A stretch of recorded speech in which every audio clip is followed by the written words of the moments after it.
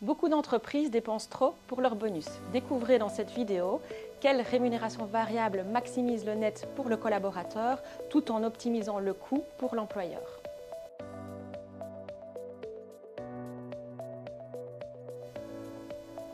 La rémunération variable est une manière de récompenser les collaborateurs sans augmenter le salaire fixe.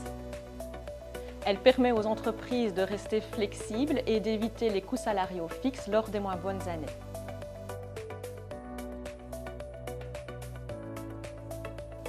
Premièrement, le bonus en cash. C'est la version la plus simple et la plus flexible. Vous payez ce que vous voulez, à qui vous voulez et quand vous voulez. L'inconvénient, c'est que le net n'est pas optimisé pour le travailleur. Le collaborateur ne touche environ que 38% de ce que vous payez.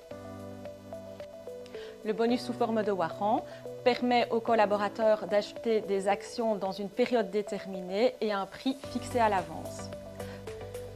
La prime CCT 90 ou le bonus non récurrent lié au résultat, elle doit être attribuée à tous les travailleurs ou à un groupe minimum de 2 personnes.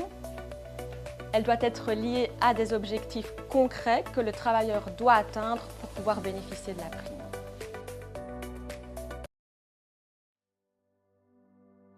Première question à se poser, quel est le budget?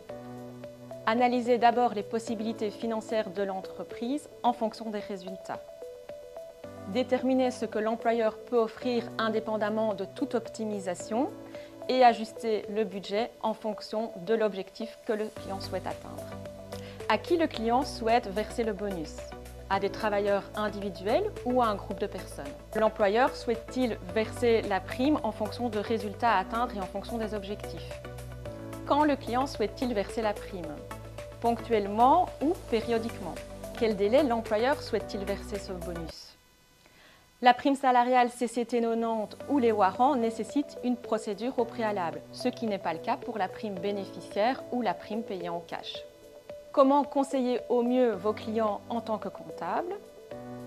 Réalisez toujours une simulation du coût pour l'employeur par rapport au net versé au travailleur.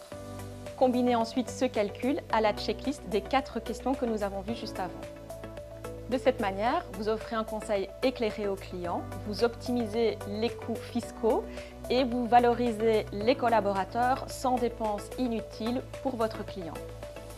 SD Works peut vous accompagner dans cette analyse et pour les simulations. Dans un prochain épisode, nous aborderons la rémunération flexible et pourquoi elle est devenue indispensable aux entreprises. À bientôt! SD Works.